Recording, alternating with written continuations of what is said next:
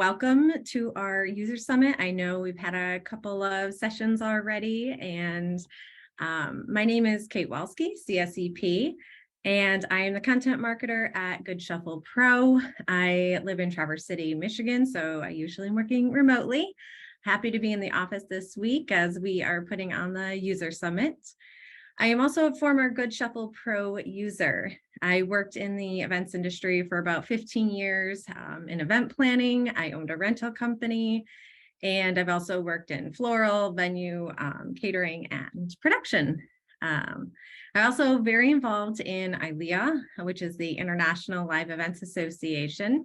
And I am also the president of the Detroit chapter. Actually going to go ahead and share my screen real quick.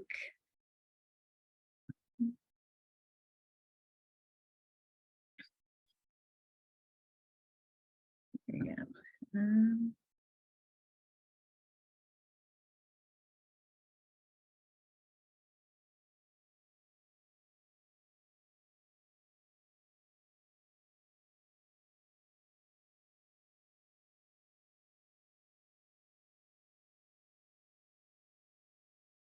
All right, today we are, sorry, one second.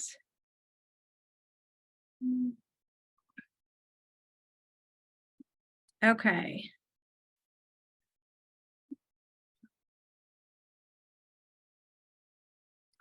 All right, so today we are talking about hiring and staffing and full-time, part-time, and everything in between. And I would like to go ahead and welcome our panel. We so far have Kristen Miller from Cultural Event Rentals and Abhi Natarajan from Instawork. And would you like to both say hi and introduce yourself? Hello, my name is Kristen Miller. I'm the founder and owner of Cultural Event Rentals. Thank you so much for joining us. I specialize in Indian rentals, and I'm from the Sonoma County, California area. Great, thank you. Hey everyone, my name is Abhi Natarajan. I am a National Partnerships Manager with Instawork. We are a tech-based hospitality staffing solution, so assisting with all staffing needs for events, temporary staff for caterers, country clubs, corporate dining facilities, etc. Wonderful. Thank you both for joining us. And we have some questions for you today. We're going to start off with, and then we are going to do some live Q&A from our attendees. So first, I wanted to ask, what are some of the biggest challenges that you see with hiring full-time staff? Kristen, did you want to share? First of all, like, how much full-time staff do you have? Do you have any? Yeah. And what are your biggest challenges with that? Yeah. So I have, right now, I actually am very involved still in my business. I'm a small business. So I actually still pack my vehicles and go to the events. And so I currently have one full-time staff employee along with myself and another part-time. And so right now it's kind of slow, but during the busy season, I do add to that. And because I specialize in something very specific, I do go all over California. So one thing that is kind of challenging for me is just finding people that are flexible. So people that actually can go 8 hours and drive in a car and then maybe spend the night for 2 or 3 nights. So I have to have people that are super flexible, willing to share Airbnbs with me and just be there and be flexible with timing in the day. Sometimes we have 4 hours in between shifts. So it's just the flexibility with my employees. Yes, that's great. Abhi, what have you heard that people find to be the biggest challenges with hiring full-time staff? Yeah, absolutely. So we work with hundreds of partners across, actually thousands across the country. And some of the experience that we hear really is the time it takes to find those full-time employees and the money really spent on searching for those individuals, right? I think there's a lot of administrative overhead when it comes into sourcing the right employee for your business. Kind of paired with the fact the workforce isn't really where it has been over the last few years or so. We lost about a third of the individuals who were working in the hospitality industry, and they haven't fully come back. I think, as Kristen was mentioning, the cultural outlook towards full-time work has completely changed, and especially in the hospitality world, where we see people are looking for more flexibility and bit of making their own schedule when it comes to that work. So pretty difficult these days to find full-time staff, and you see a lot of businesses kind of trending towards finding those flexible temporary solutions based on seasonality and demand. Sure. All right. Well, thank you. Absolutely. So not, talking about full-time staff, what have you learned, Kristen? And you've hired one person, right? You said you had one full-time person. Is there anything that you have learned in that process that would affect the way that you would hire your next full-time hire? Yes, just really speaking with the person and understanding if they can really take direction. So, being in the rental world, it's not necessarily about what it's about how much you can just understand how to set something up. And I've been speaking with these clients for sometimes years. So Sure. I really understand what they're looking for. So someone that is just willing to be on my team and understand, hey, this is what we're doing. We only have 2 hours to do it. Let's just do it. And we're all on the same team. So Yes. I'm willing to lift an 8-foot table. If I ask you to do it, let's just do it together. So Right. And you have a pretty specific type of event that you do. Do you find it challenging then to find people who have a good understanding, have any kind of prior experience? That's got to be a challenge too, I'm assuming. yes, I tend to teach a lot of people about the industry. So it's really fun as we're setting things up. People get really involved and they're like, oh my gosh, what is this? Like, what is this specialty item that you imported from India? So people just really end up learning a lot, and they go home and tell their family, and they take pictures and post on their social media. So because this culture is very vibrant in colors, it's very different. So lots of energy, lots of love. And so it's just fun to be involved. Oh, for sure. That's awesome. So you've probably had a little bit more experience with part-time staff, I'm assuming. And I know that you've mentioned that you travel a lot around the state. So finding part-time staff has got to be one of your biggest challenges. And so can you tell me a little bit about that? Like, what has been the hardest part about finding part-time or temporary staff? Absolutely. So as everyone probably knows, events and the event industry, it goes up and down. So every week you have maybe 5 events, or the next week you have 10 events. So I think it's just finding someone that doesn't necessarily have to have 40 hours a week. The part-time staff that maybe has 2 or 3 jobs, maybe making sure that I'm the priority. So, if I am hiring someone part-time, I do ask, how many jobs do you have? Can I send you a schedule for the month? So because I do know my events pretty far out, I can inform my part-time staff for, months in advance. So I try to inform them as much as they inform me about their other duties in life. So Sure. Yeah. It brings in an extra challenge, right? When you need to try and get people who are flexible, but then also you need to figure out how their flexibility and how your schedules all align and trying to fit everybody in. Wonderful. Well, thank you for sharing that. Abhi, what about you, as you've worked with all these different companies looking for staff? What do you hear are some of the biggest challenges with part-time staff? Yeah, absolutely. I think some of the biggest challenges, it really boils down to your definition of part-time, whether that's going to be event-based staff or recurring, right? And so kind of the two definitions are recurring, Kristen, as you mentioned, someone that's not necessarily coming in 40 hours a week, but is constantly going to be a part-time candidate for you. And then for that, I think a lot of people are looking for consistency, right? How can I get the same person coming in who knows how my business operates, who's going to jump in and not take too much time to train and can keep coming in as a repeat individual for me when I need them. Now, event-based and kind of more sporadic, which when you're saying like maybe 4 or 5 events a month, it's really the quality that goes into that, right? Not everyone's going to be available at the same times, but making sure the people that do come in match that level of skill that you are selling to your client, selling to your kind of venue, etc., making sure that they have match and kind of seamlessly integrate with your brand standards as well. So I think bit of a multifaceted question, but I think those are the two areas where the biggest challenges do occur. Mm-hmm. Oh, awesome. Thank you. How far, so Kristen, as you're looking at your season coming up, I know in California, you said you're starting to pick up more, some areas of the country. I know they might be busier in the summer. It does fluctuate a little bit. So how far ahead of your busy season do you begin hiring new staff? Well, I have to start preparing for my events, maybe months to weeks in advance, just because sometimes I customize items. So I'm maybe needing to build something or repair something or, clean up my warehouse. So right now I'm actually in the process of starting to hire my full-time staff for the season. So my first event is in March, and that's in Monterey. So that's a few hours away.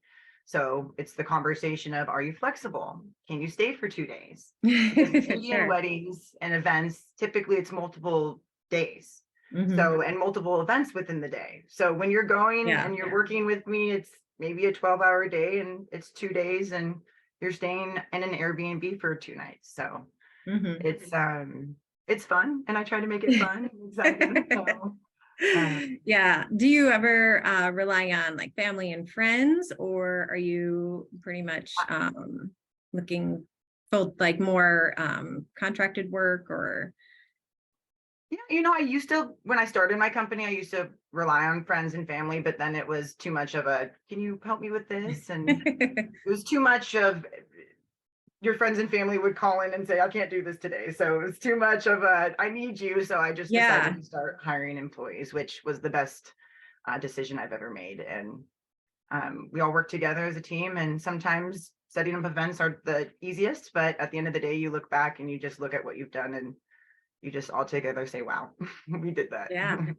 I know I personally had a lot of family and friends that work for me, and it's tough when you are trying to rely on somebody, but they're also, you have that relationship with them, and if something happens, they're not actually necessarily your employee. So what kind of accountability and responsibility is there? So it's a tough situation to be in, but I think a lot of event companies start that way. And you have to, because of the unique nature of the industry, seeing as you do have like sporadic events, and when you're getting started, you need to just see where you can find help. And it's tough too to take that next step to say, okay, I'm going to go hire a full-time person, or I'm hiring seasonal people. So definitely a challenge there.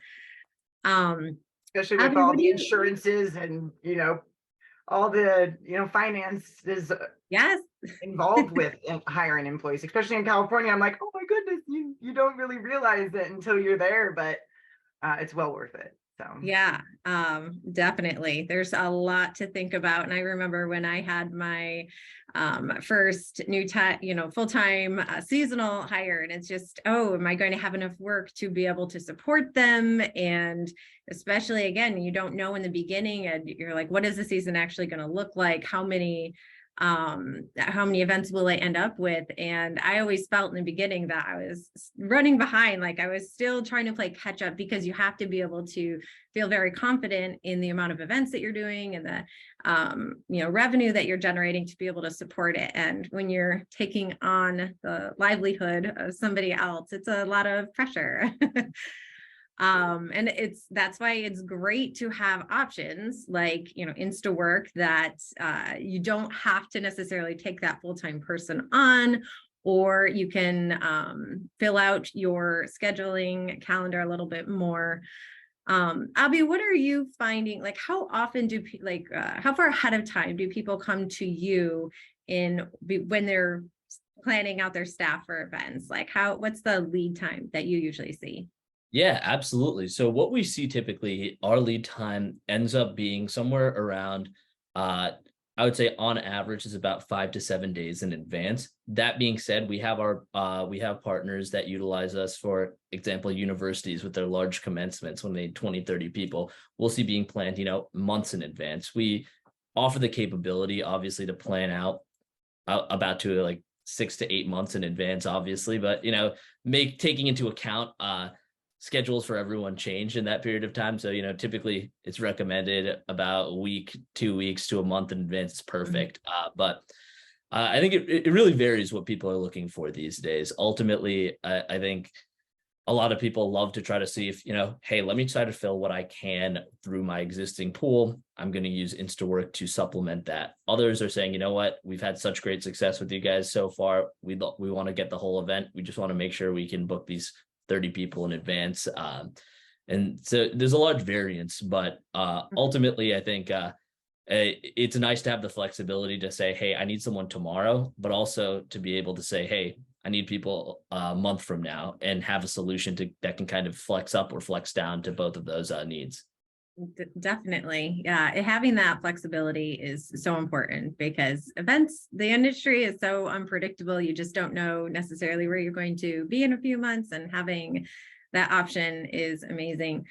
You did mention before that if people have staff that have come from you and they really like them, and they're, can they request them again for the next event? Yeah, that's actually one of the best parts about not just us, but a lot of these staffing platforms out there. It works in a very familiar model to what you've seen with the Ubers, the DoorDashes, those similar applications of the world, where you see that you're able to find an individual who meshes the best with your full-time team, add them to what we call a roster, and have the ability to request them back over and over again for future events, building out an on-call list that's basically, instead of going through the old school methods of having to email someone, see if they're available, where you can directly interact with that individual and find out if they're available to come in and work with you. Sure. And if they find someone who maybe isn't cut out for that particular type of event in the future, so are they just not calling them back? Do they give you feedback on that? How does that work?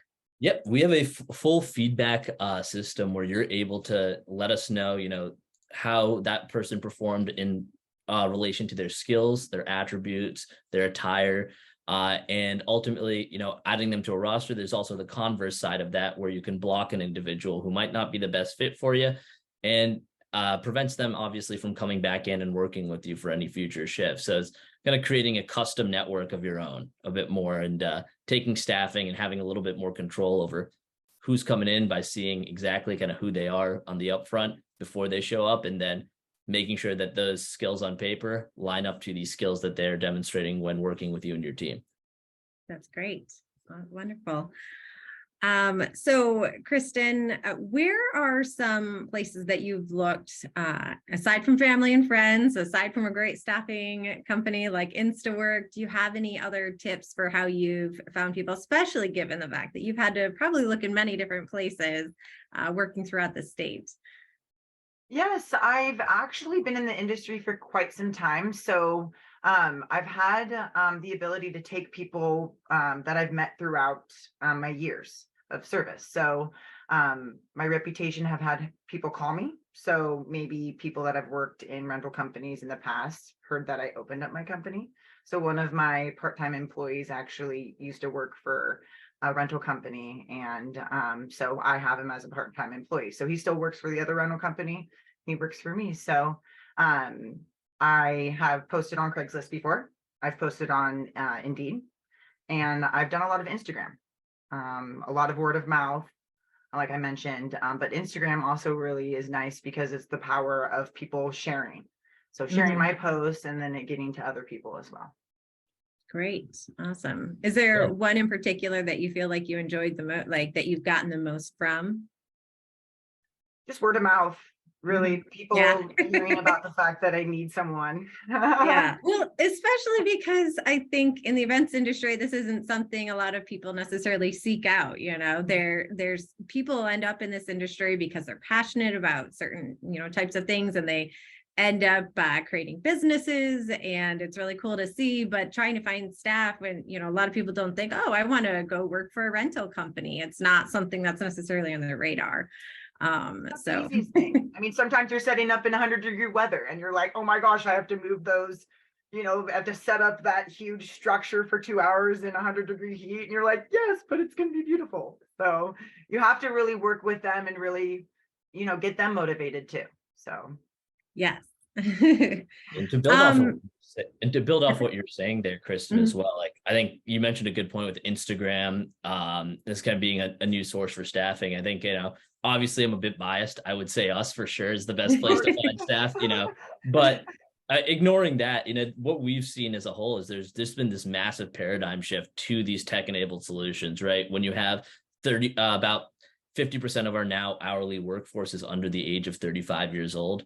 On top of all of that, they've been looking for jobs for the last few years by going through their phones, whether that's driving delivery or, doing TaskRabbit, basic kind of small things to find work. And so what we see now is we've got 3 million people nationwide with Instawork and about 170,000 signing up consistently every month, which is showing us really that this workforce is transitioning to be more flexible, as I think is a word that's come up, and looking for a little bit more flexibility and the ability to kind of create their own calendar as they go about their day-to-day jobs. Yeah, which is great when you're looking at needing staffing for events. And, some people don't want the full-time or very consistent, part-time, where sometimes you just need to fill out your staffing for events. So it's great to have that as well. Well, we have about 8 minutes left, and I want to make sure that I get to the questions that are being answered in chat. And so I want to first, I believe we had a question that for Kristen, with your full hire or part-time staff, are they 1099 contract labor? Or are they is your full-time hire an actual employee? Employees. Yeah, they're actually W2. They're actually employees. So I pay everything necessary every month. And so it's not cheap, but it's something that I just want to make sure that I am up to code and everything is legit with my company. So sure. How does that work with Instawork in terms of how are people handling taxes or anything like that? Yeah, so we handle all of the taxes on our end. So our largest pool of individuals is our 1099 workforce, about 53% of which are using us as a secondary stream of income, 47 of which are utilizing us as a full-time career.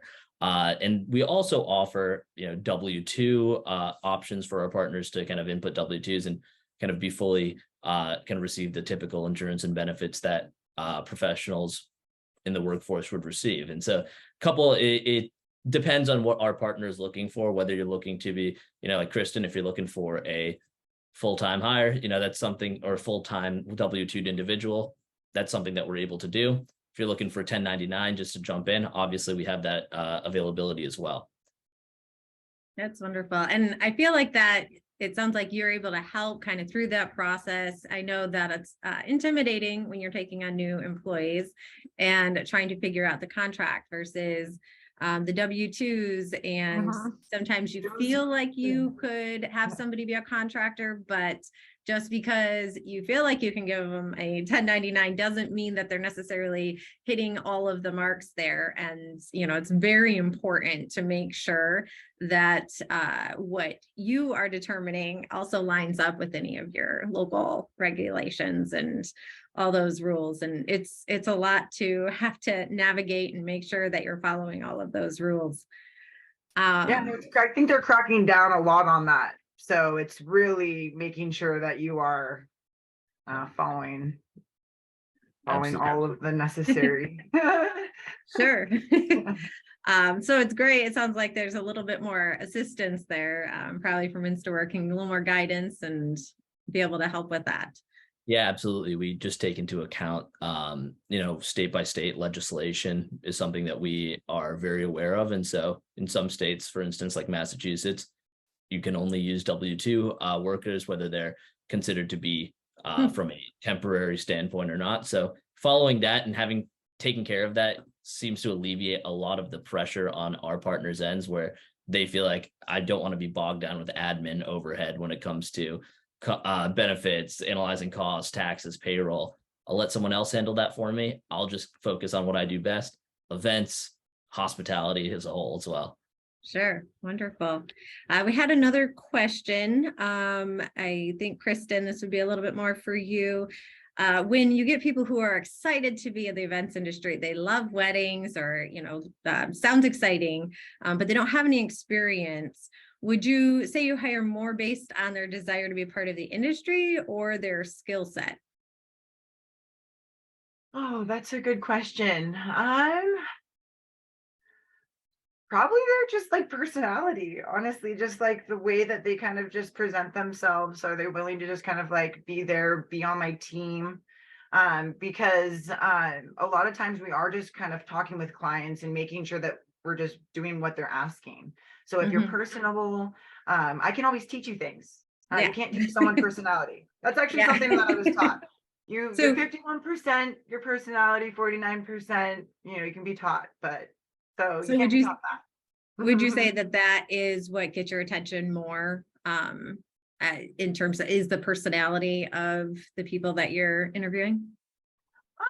Just kind of the work ethic, kind of, what they kind of like bring to the table when I first meet them. And I typically do have a lot of people that I hear from other friends or people in the industry, so they might have worked with them in the past. So I tend to kind of vet people and just really ask them more personal questions about on-site and their views of setting things up, because my job is a lot of putting bolts in huge structures, and can you lift things, and in 100-degree weather, how do you feel? Because sometimes people don't work well on that. So wonderful. Well, I have one more question. I know we're almost at time. I'm also, if anybody here has any more questions or wants to check out our resources, we do have our resources section on our website. We have blog posts, we have webinars, we have downloads. Also would love, if you have any questions, you can reach out to the team. I know I'm responsible for content, and if there's anything that anybody wants to learn more about, any specific questions that you're not seeing, please feel free to reach out. But last question for Abhi, specific to the event rental industry, what category do you recommend for people to advertise? The events category seems to have more food service options, where the warehouse option might not be the delicate nature of deliveries and setups. Yeah, absolutely. So we have a entire category called event setup and takedown, and that would probably be the best for rentals. Obviously, it's a subset of our hospitality segment, and oftentimes what we see is that's the best category, as you get a little bit of that experience from people who are used to kind of setting up large scale events, weddings, and just general kind of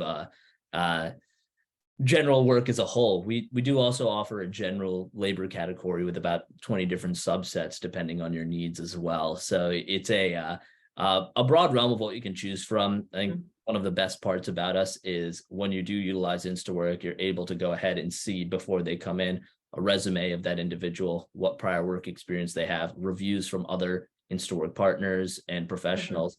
And as kind of Kristen was saying, analyze, not just their skill set, but their attitude, their reliability, and really identify if this person is going to meet your standards of what makes sense and what you're trying to accomplish. Great. Last question. Are you in New York and Connecticut? Absolutely. So we are definitely in New York. Connecticut is on the way. As a native of West Hartford, Connecticut myself, it is a big priority for us. But New York City, 100%, and kind of that bleeds up into the Greenwich kind of area as well with New York. Awesome. All right. Well, I know we're at time now, so I want to thank you both so much for sharing your thoughts and your experiences.